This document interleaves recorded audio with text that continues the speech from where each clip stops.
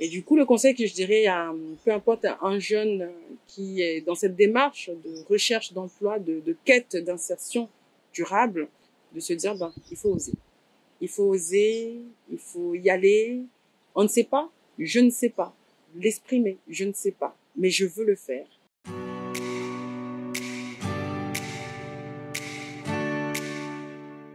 Bonjour Bibi Fatima, merci d'avoir accepté notre invitation.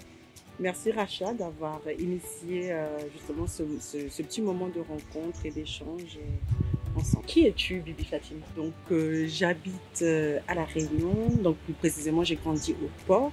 Aujourd'hui j'ai 33 ans, je suis mère célibataire avec 3 enfants à charge de 10 ans, 4 ans et de 2 ans.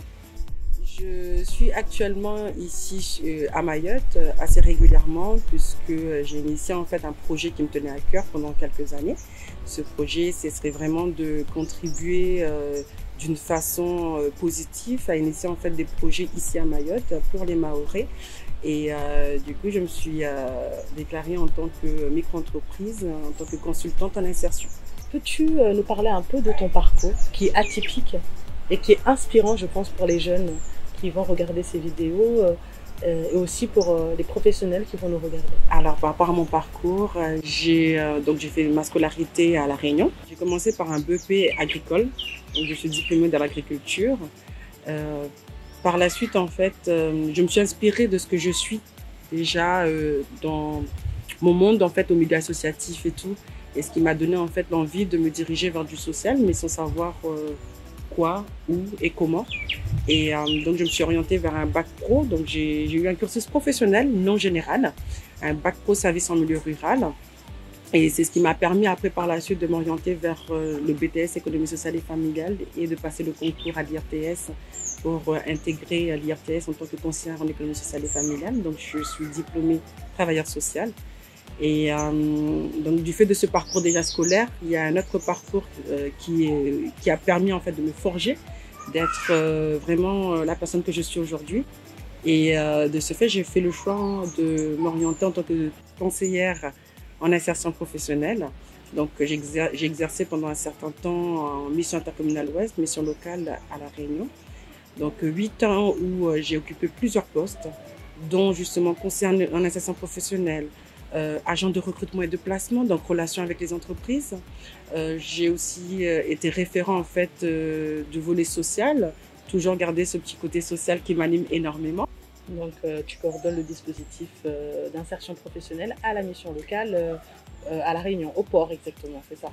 Alors pour La Réunion, en fait, ce qui est beaucoup plus intéressant, c'est qu'on chapeaute tout le secteur ouest, de la Possession, Saint-Paul, Le Port, Saint-Leu, Trois-Bassins donc, et Saint-Leu. Donc on est vraiment sur tout le bassin ouest. Et depuis, justement, ma pratique m'a permis de créer aussi des dispositifs adaptés pour le public jeune océan Indien. Et l'idée, c'est de vraiment mettre en place en fait des accompagnements adaptés selon un besoin. Comment tu fais? Quels sont tes secrets d'organisation? Donc c'est une question et dans cette question, il y a deux questions. Tes casquettes et tes secrets d'organisation. Ok. Dans un premier temps, donc au niveau de mes casquettes, j'ai commencé en fait dans le milieu associatif parce que on sait très bien que le monde du bénévolat, par exemple, c'est vraiment quelque chose où on le fait vraiment à cœur ouvert, on s'investit et tout. Et donc, j'ai gardé cette casquette-là au niveau de membres associations. Et aujourd'hui, on a ouvert en fait un club de hand sur la rivière des Galets, donc qui fait partie de la commune du Port. Ce club de hand nous est vraiment très cher puisque l'idée, c'était vraiment à travers le sport, comment est-ce qu'on va favoriser l'insertion. Parce que finalement, par rapport à l'idée première, notre communauté mahoraise, voilà, il y avait vraiment un tabou entre la relation sportive et l'isolement. Il y avait un lien. Et donc, du coup, les jeunes mamans, surtout, avaient justement cette crainte-là, cette peur, peur du regard des autres, la peur du jugement, la peur tout simplement. Et du coup, on s'est dit, bon ben, on va déjà initier, voir ce que ça va donner en faisant la pratique du hand. Donc voilà, on va se donner rendez-vous sur le terrain et tout. Et suite à cela, la demande était de plus en plus présente Il y avait vraiment un réel besoin. Donc on a créé un club, donc le club de hand qui s'appelle l'Association sportive culturelle de la Rivière des Galets. Et aujourd'hui, on est très fiers justement de ce parcours-là qu'on a pu faire, puisqu'on est club, ça fait déjà 5 ans. On a loisirs pour les mamans, enfin pour les filles, hein, club loisirs. Et on a la D3 pour les garçons et on a la compétition, donc la D2. Et donc j'ai cette casquette-là milieu associatif et sportif, parce que je suis aussi active là-dessus, donc je pratique aussi le hand, donc au poste de pivot ou ailière. J'ai l'autre casquette qui est, comme toute personne, hein, maman. Je suis maman, donc mes 3 petits avec 3 besoins différents. Et ce qu'il y a, c'est vraiment un rôle qui me tient aussi à cœur, parce que j'ai 3 beaux petits garçons qui aujourd'hui comptent sur moi, comptent sur leur maman pour pouvoir les accompagner aussi sur les activités qu'ils peuvent avoir aussi extrascolaires et aussi sur leur scolarité. Donc voilà le 2e rôle. 3e rôle, salarié. Donc comme tu auras compris, je me donne vraiment à fond par rapport à mon boulot, parce que je reste une personne vraiment très passionnée par rapport à mon travail. Et ma 4e casquette qui a débuté en même temps que ma casquette de salarié. Donc, je suis aujourd'hui adjointe à l'insertion à la ville du Port, où effectivement on a initié pas mal de projets. Et il y a matière, il y a du boulot, mais c'est un challenge vraiment qu'on a relevé, qu'on relève encore. Et on essaie vraiment de s'adapter par rapport aux besoins des habitants, ce qui nous remonte. Et voilà, à travers des actions. Et sans oublier la casquette vraiment qui fait qu'aujourd'hui, qui a tracé plus ou moins mon parcours, c'est la casquette culturelle. Parce que je fais partie aussi d'un groupe de danse traditionnelle qui est le débat. J'ai commencé vraiment très très jeune, donc étant l'imam de notre groupe Nabawiya, toujours à la Rivière des Galets, en forte collaboration avec l'association Main dans la Main. Donc, on essaie de trouver vraiment le temps de faire tout cela. Et donc, à travers ces différentes casquettes, donc tu auras compris qu'effectivement, ça bouge, quoi. Oui, ça demande beaucoup d'organisation. Tu es une super woman et on attend d'entendre tes secrets. Ça peut nous inspirer. Alors, il n'y a pas vraiment de secret à part dire qu'on vit l'instant présent. On vit l'instant présent et je me focalise vraiment sur les choses qui me passionnent, qui me rendent heureuse, en fait, tout simplement. Et à travers cela, c'est vraiment de se dire que, ok, j'ai ma casquette salariée, mais c'est à des heures définies, de 8h à 16h30. J'ai ma casquette de politicienne. Bon, il y a souvent les réunions, soit c'est juste à poser par rapport à la journée. Donc, ça me permet la loi prévoit vraiment des heures de délégation, donc je les prends. Ou bien si c'est des réunions le soir, donc c'est 17h jusqu'à 20h par exemple. Avec les enfants, j'ai le soutien de la famille, j'ai le soutien de ma famille, qui d'ailleurs je remercie, parce que sans eux aujourd'hui, on est une fratrie quand même de 10 enfants. On habite tous au Port et on a été élevés vraiment à la mahoraise avec vraiment un grand élan de solidarité. Et ce qu'il y a, c'est que je peux compter sur ma famille pour ça. On est vraiment sur la base de soutien et de volontariat. Et c'est ce qui fait qu'aujourd'hui, vraiment, on essaye de s'entraider.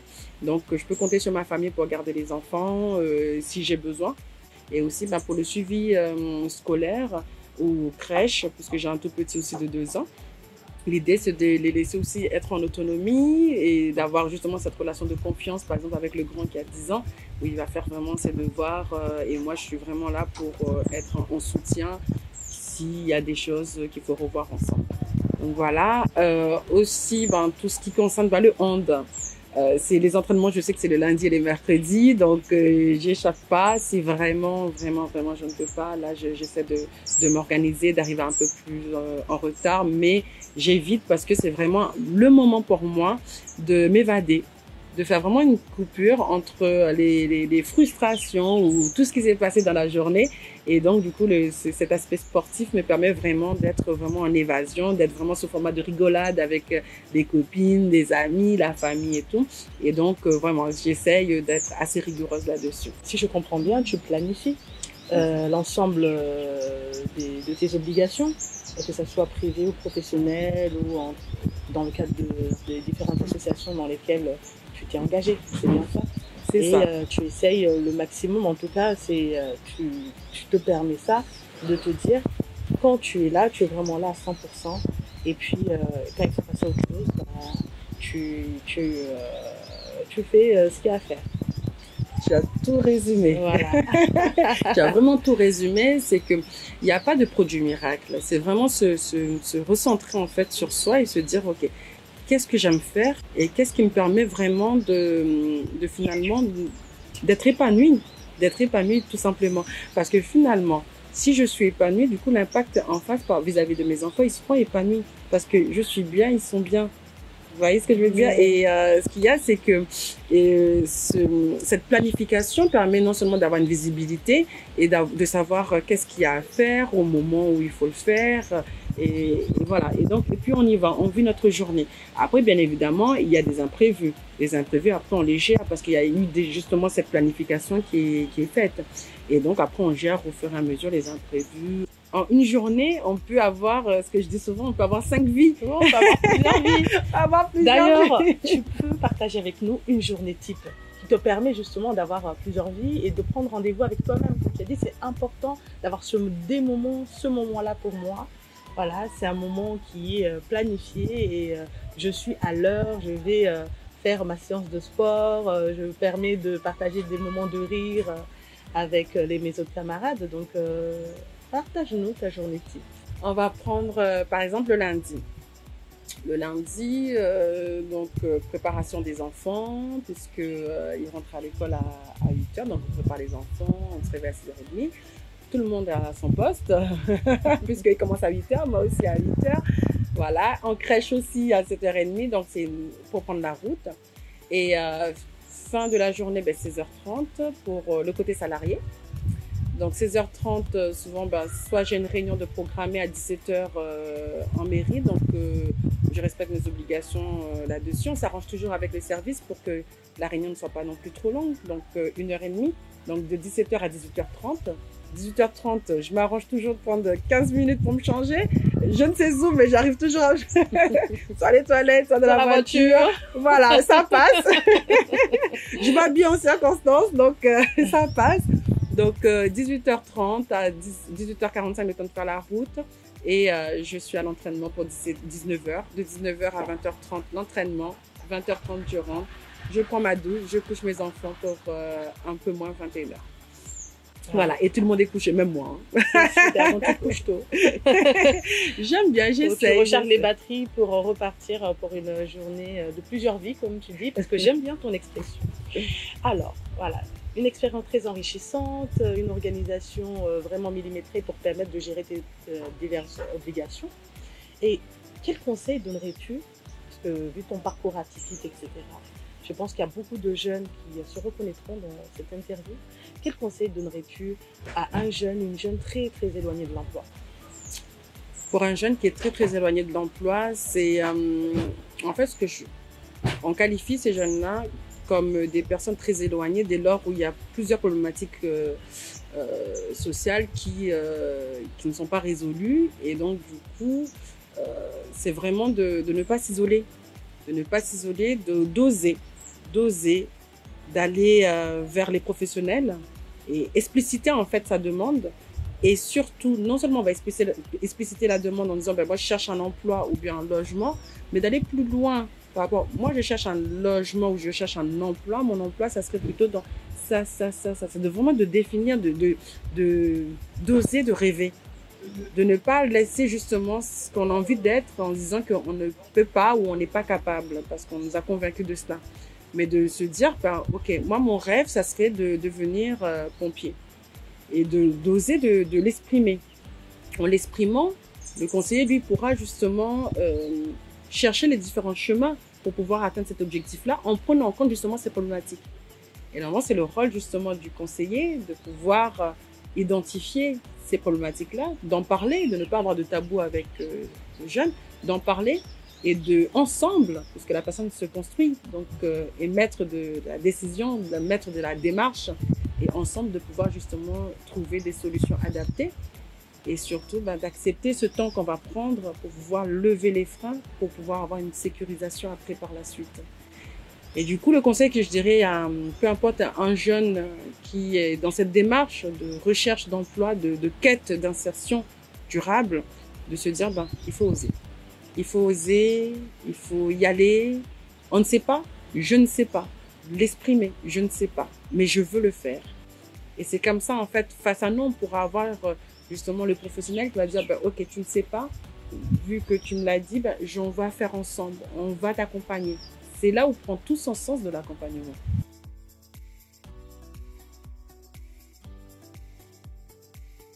C'est vraiment enrichissant tout ce que tu as développé sur tes missions, sur ton parcours, et je pense qu'il peut inspirer beaucoup de jeunes aujourd'hui qui sont en difficulté pour trouver un emploi. Et j'aimerais quand même que tu partages les difficultés que tu as rencontrées, toi, en tant que conseillère d'insertion professionnelle, même si je l'ai bien compris qu'aujourd'hui, tu as évolué au sein de la mission locale. Alors, sur mon poste de conseillère, les difficultés rencontrées, c'est la première, c'est de connaître son territoire. Connaître justement les offres de services que propose le territoire, savoir qui fait quoi. Et ce qu'il y a, c'est que dans ce métier, étant donné qu'on intervient vraiment sur la vie quotidienne, puisqu'on va lever pas mal de freins, on va parler de la sexualité, on va parler de rupture, rupture familiale, on va parler de conflits avec la famille, on va parler vraiment de difficultés d'illettrisme, d'analphabétisation pour certains. Voilà. Il y a tellement de thématiques qui englobent la personne qu'on ne peut pas se permettre en fait de ne pas les traiter. Et de connaître justement son territoire permet effectivement, selon le profil qu'on a en face, de pouvoir aller vers les partenaires. C'est-à-dire que là aujourd'hui, selon notre personnalité, selon les difficultés, selon les problématiques, selon la personnalité du jeune, ses atouts, ses freins, on va plutôt se questionner vers quel professionnel on va chercher de l'aide. Parce que finalement, pour une situation, on est obligé de faire justement ce travail de réseau. Parce que seul, on ne pourra pas faire avancer cette situation, faire avancer la personne. Et par conséquent, vraiment les difficultés qu'on peut rencontrer, c'est de réussir à convaincre justement un jeune qu'il a ces difficultés-là. Parce que lui, tout va bien. Les identifier ensemble. Les identifier ensemble et les faire amener la personne à accepter qu'effectivement il y a cette difficulté-là. Je prends l'exemple, par exemple, un jeune qui a 18 ans, c'est monnaie courante à La Réunion, un jeune de 18 ans qui ne sait pas lire et écrire. C'est des techniques en fait qu'on va développer avec l'expérience, de pouvoir l'identifier en 3 minutes. Que ce jeune-là, il ne sait pas lire et écrire. Mais on ne va pas forcément au bout de 3 minutes lui dire tu ne sais pas lire et écrire parce que ça sera le faire renfermer. Et donc je parle beaucoup de mise en confiance, je parle beaucoup de relations de confiance lors des accompagnements des autres conseillers, puisque la relation de confiance, on établit assez rapidement dans les 3 minutes qu'on se rencontre. Donc la personne voit en toi ce qu'il a envie de voir, une grande sœur, une tati, une référence qui va lui permettre justement de faire lever justement ces différences. Et dès lors où il y a cette prise de confiance, quand cette relation de confiance est installée, et on pourra faire tout ce qu'on veut avec ce jeune-là. Parce qu'il aura confiance en nous. Et c'est ça en fait qui est difficile à établir. Parce que si on est trop hautain, ça ne passera pas pour le jeune. Si on a une posture, voilà, ça tout dépend de notre posture. C'est d'adapter aussi notre posture par rapport à la personne qui est en face, nous en tant que professionnels. Et ce jeune-là, moi je dis souvent que les jeunes, ils sont amenés à nous juger. Ils sont amenés à nous juger, nous les professionnels. C'est-à-dire qu'on peut passer là dans le couloir, il est en salle d'attente, un bonjour, une considération, bim, pourra faire la différence lors de notre entretien. Ce qu'il y a, c'est que dès lors où on aura compris justement que cette déontologie professionnelle va au-delà en fait. Va au-delà, ok, on a notre pratique professionnelle, mais il n'y a pas que.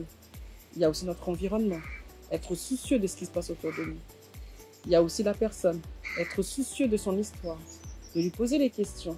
Ce qui a été à un moment donné, c'est une situation, ça va faire 8 ans, une situation qui me marquera, je pense, toute ma vie, c'est vraiment la situation d'un jeune homme qui est accompagné en fait d'une femme qui l'accompagne en fait pour venir faire justement son inscription. Et j'étais la conseillère qui recevait son rendez-vous. Ce jeune homme-là, grand, baraqué, je me souviendrai toute ma vie, vraiment, grand, baraqué, vraiment imposant. C'est vraiment un jeune homme, bien beau, grand et tout. Et donc, je dois valider son inscription. Donc voilà, je lui pose des questions qui, moi, me semblaient sans importance, puisque pour moi, c'était juste pour l'introduction, mais qui a eu un gros impact par rapport à l'entretien. J'ai juste demandé, la dame qui t'a accompagnée, c'est qui? Il dit, c'est ma belle-mère. Ta belle-mère, belle-mère parce que tu as une copine? Non, non, c'est la femme de mon père. D'accord? Et donc arrive la question logique. Et ta mère? Et là, il me regarde, il me dit, ma mère, elle est décédée. Et il fond en larmes.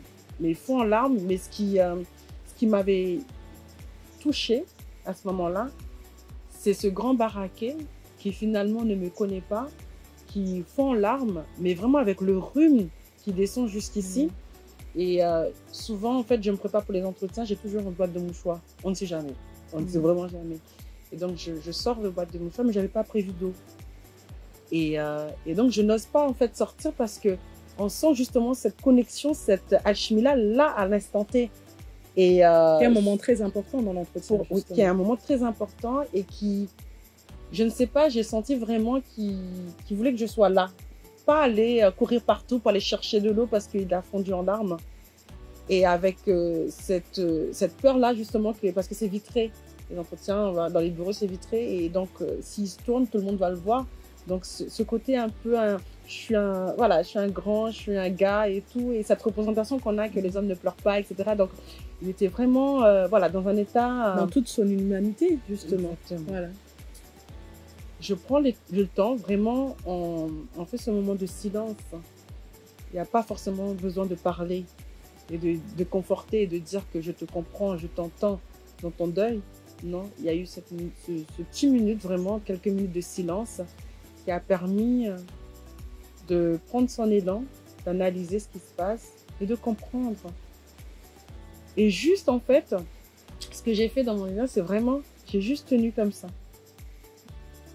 Et il est revenu vers moi. Donc j'enlève ma main et là il est revenu vers moi, il me regarde avec vraiment son humilité, vraiment avec ce côté vraiment humain. Il me dit merci madame. Je lui dis mais j'ai rien fait. Il me dit si, vous m'avez demandé elle est où ma mère? Et vous avez accepté ma réponse. Tu vois, je suis émue tellement. Ah, je vois que tu es émue. Je sens, même moi, j'ai des frissons avec cette histoire très touchante. Et donc, du coup, ce jeune, il se lève et il me dit, voilà, donc merci madame. J'ai dit, j'ai rien fait. Et il part. Je n'ai jamais revu ce jeune homme. Je ne l'ai jamais revu. De toute ma carrière à la mission locale, je ne l'ai jamais revu. Et je le reconnaîtrai, hein, je ne l'ai jamais revu. Pourtant, je n'ai rien fait par rapport à ce jeune homme. Et du coup, ma question, si je le revois, ça serait pourquoi ce merci? Tu vois, c'est vraiment de m'interroger qu'est-ce qui, à un moment donné, je dis souvent qu'on rencontre à un moment donné des personnes qui sont la clé d'une situation. Et bien, cette clé-là, j'aurais bien voulu savoir qu'est-ce que cela a impulsé dans sa vie. Donc voilà, du coup, ça fait partie de l'accompagnement où, voilà, on ne voit pas au bout, mais la personne est satisfaite. En fait, il faut accepter parfois, parce que tu nous as parlé de travailler en partenariat, il faut accepter parfois aussi que nous ne soyons pas forcément la clé de la solution définitive en fait, du jeune dans le cadre de son insertion, c'est ça? C'est ça. Ça se trouve, après, il est parti voir un autre partenaire où il a trouvé lui-même la force en fait, de trouver des solutions par lui-même. C'est bien ça? Je pense parce qu'il est toujours inscrit, chez nous, il est toujours accompagné, mais sur ce moment-là, qu'est-ce qui s'est passé? Qu'est-ce qui se passait dans sa vie qui fait que, voilà, il a eu ce moment, et surtout que sa maman, ça faisait 2 ans qu'elle n'était plus de ce monde. Et du coup, c'est beaucoup de questionnements. C'est que, est-ce que du coup, on s'est dit, c'est un grand baraquet, il pleure pas, il encaisse et tout. Et ce moment-là, en lui posant juste simple question, peut-être il a tout déversé. Enfin, Lui permettre de libérer ses émotions et d'accepter la réponse, parce que c'était ça, comme il a dit, la réponse en fait à l'entretien.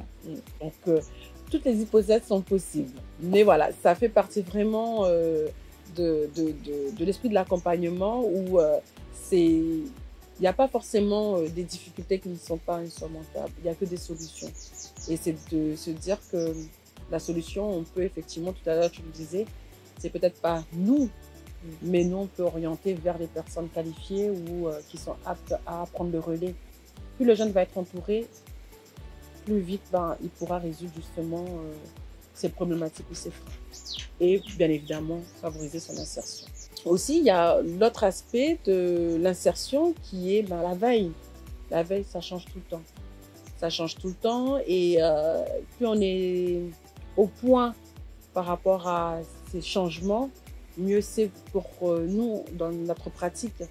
Parce que ça voudra dire que vu qu'on est au fait, donc on sait où est-ce qu'il faut orienter, qu'est-ce qui se fait, qu'est-ce qui ne se fait pas. Il y a un autre point aussi qui me tient à cœur.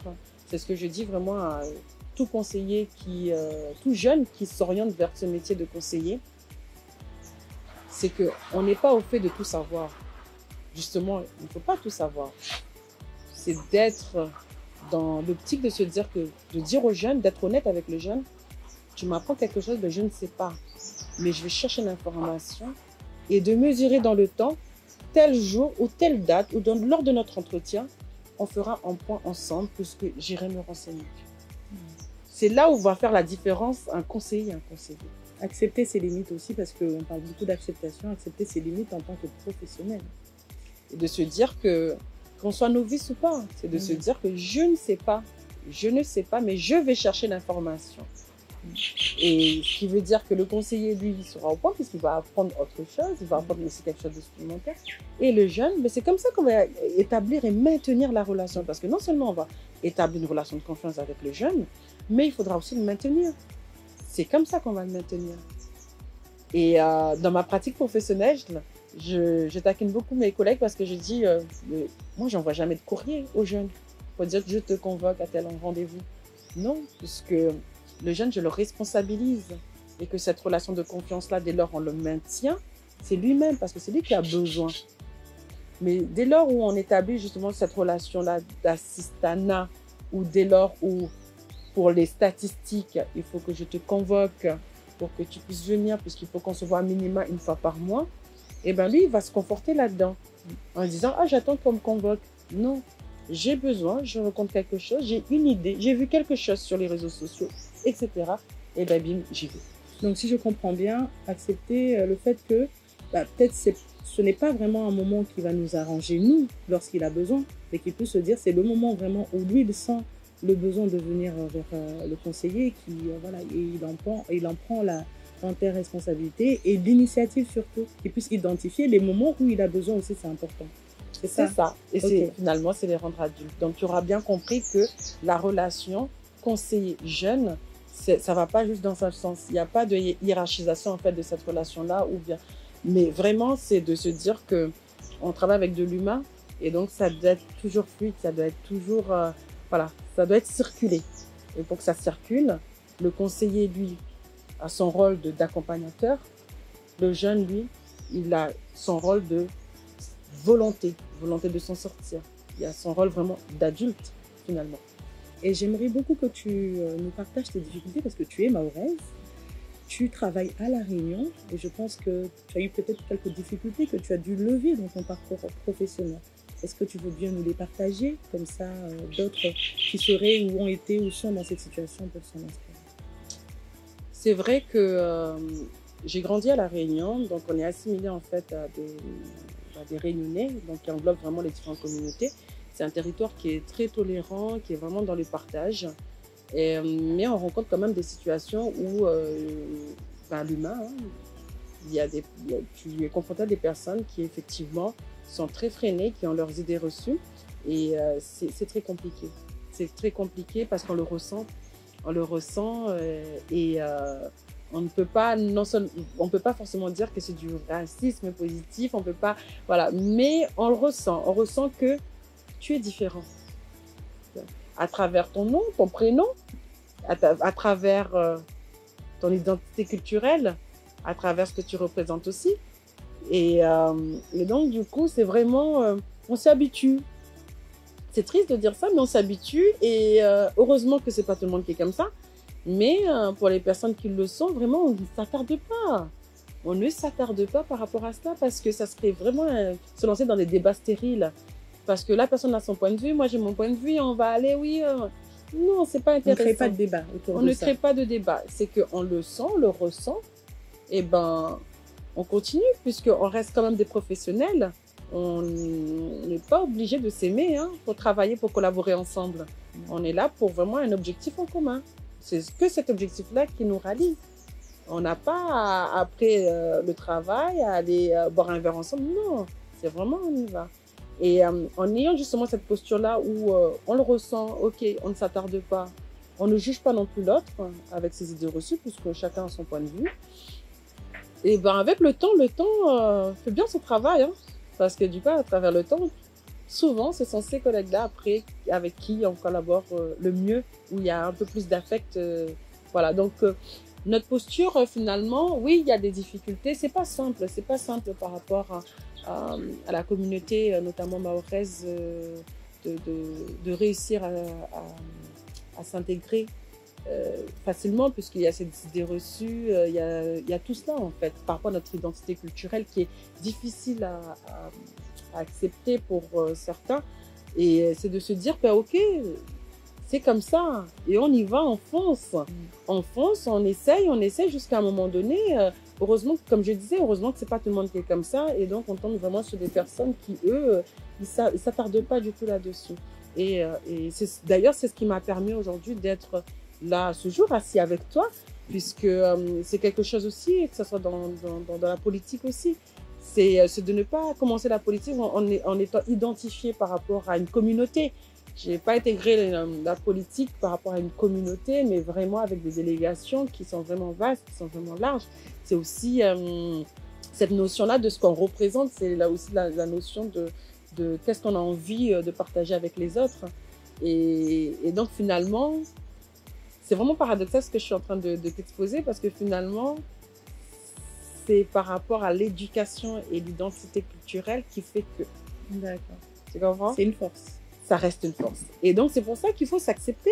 Il faut accepter, il faut s'assumer et y aller. Et comme je dis, heureusement que c'est pas tout le monde qui est comme ça. Et puis, notre route, on le trace selon vraiment les personnes qu'on rencontre à un moment donné qui sont la clé. Et on y va. Et du coup, ça me permet de rebondir sur les entreprises et leurs objectifs d'insertion professionnelle, parce que ces problématiques-là se posent partout, hein, en France. Et du coup, qu'est-ce que tu conseillerais aux entreprises qui ont justement un objectif d'insertion professionnelle dans leur mission, que ce soit dans le cadre de la formation, de l'accompagnement des publics en très grande difficulté, et justement qui ont des salariés qui connaissent les problématiques que tu viens de nous exposer? Ben, tu vois, quand j'ai exercé pendant les 3 ans et demi en tant qu'agent de recrutement et de placement, donc relation avec les entreprises, c'est une expérimentation qui s'appelle Gazium. Donc, je le fais vraiment rapidement. C'est un dispositif qui est expérimenté par Acto, MEDEF et tout, quelques partenaires. Et l'idée, c'est vraiment de proposer un dispositif adapté par rapport aux jeunes qui sont éloignés du marché de l'emploi, qui sont en quartier prioritaire de la ville, qui sont très peu diplômés et limite pas diplômés. Donc vraiment les difficultés plus. Et il s'avère que, bien évidemment, les entreprises, eux, ils sont pour de partager et de participer et de collaborer à l'insertion des jeunes. Mais en même temps, les entreprises, je peux comprendre les craintes.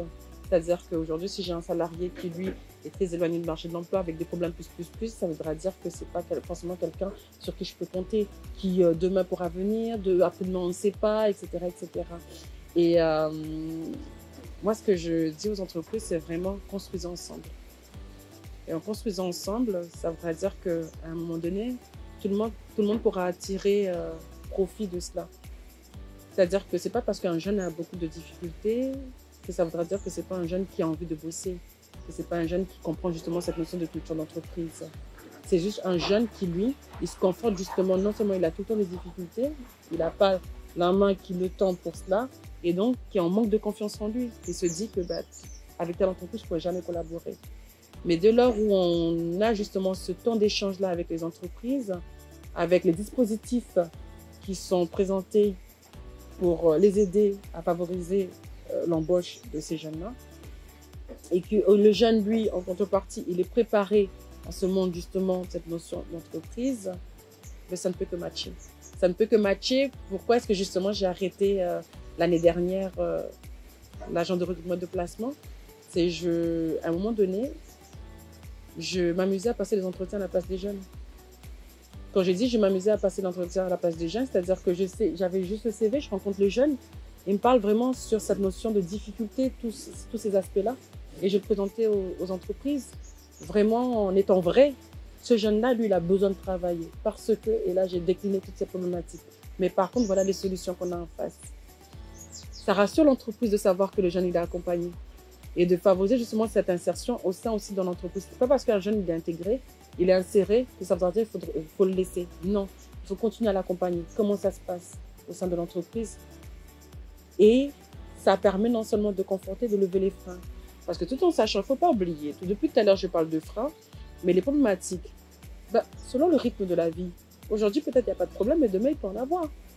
Et donc, continuer à accompagner le jeune au sein de l'entreprise permet justement d'identifier, être assez réactif et être force de proposition. Par rapport à cela, moi, je dis souvent aux entreprises, asseyons-nous et discutons. Discutons et en étant vrai par rapport à telle problématique, parce que ce n'est pas un entretien d'embauche classique en disant que je dis ce que vous avez envie d'entendre, mais en disant justement, voilà le problème qu'il est confronté, on est honnête et on y va. Tu vois, et on a les solutions en face, bien évidemment. Et c'est pour ça que je dis que je m'amusais à passer les entretiens, parce que malgré que je décline les problématiques, tout de suite, en ayant les solutions en face, mais qui seront résolues au fur et à mesure, mais l'entreprise, lui, n'avait même pas besoin de rencontrer les jeunes. Parce qu'il a déjà toutes les informations, ce qu'il a besoin, c'est-à-dire qu'on est vrai.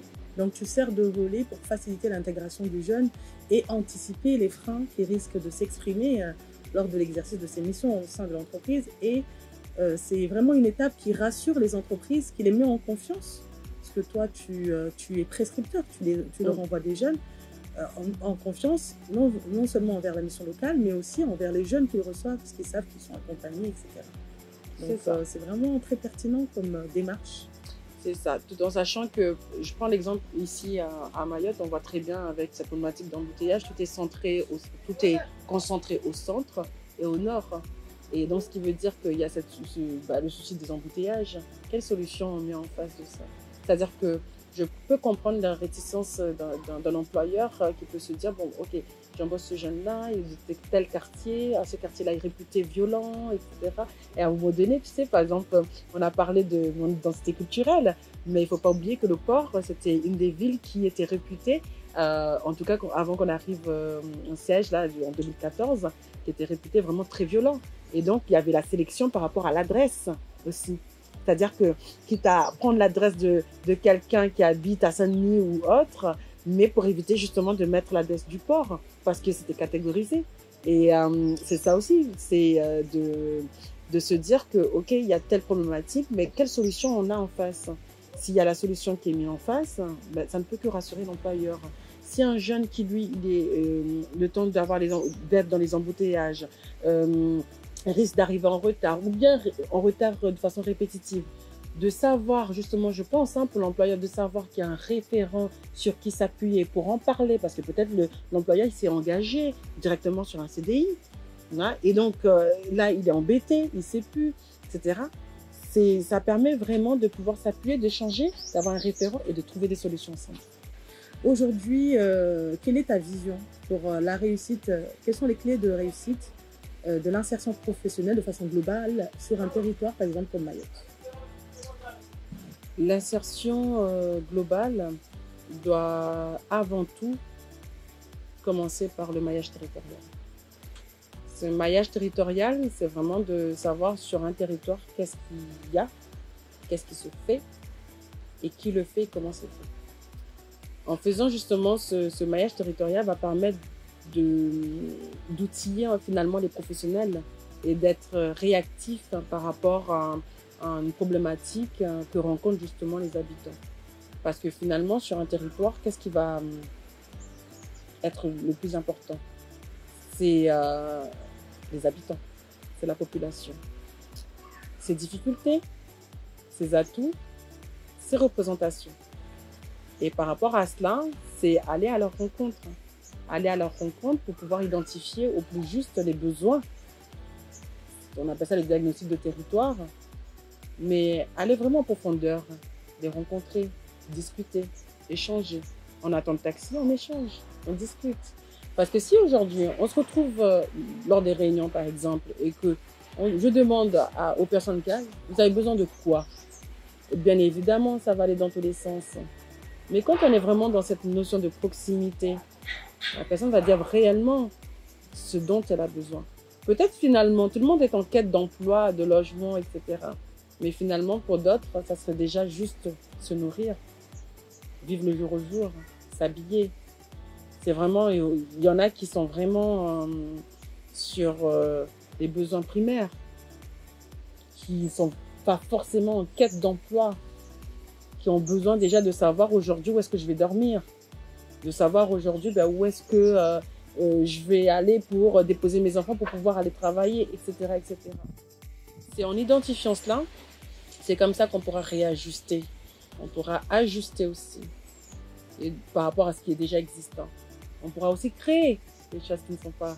Et à l'issue de cela, c'est de pouvoir en fait réfléchir tous ensemble pour savoir dans quelle direction on va. Et en prenant la même direction, mais c'est là où il n'y a pas de confusion parce qu'on sait où est-ce qu'on va. Finalement, c'est comme un mariage. C'est comme un mariage, c'est de discuter, d'échanger, de se faire confiance, de valoriser le travail de l'autre, de valoriser le savoir de l'autre et de prendre en considération. De ne pas aussi se dire que finalement, je suis dans mon juste, mais l'autre ne sait pas. Non, c'est de se dire que son point de vue est très intéressant aussi. Je ne l'avais pas vu comme ça. Et pourquoi ne pas l'inclure dans mon point de vue aussi?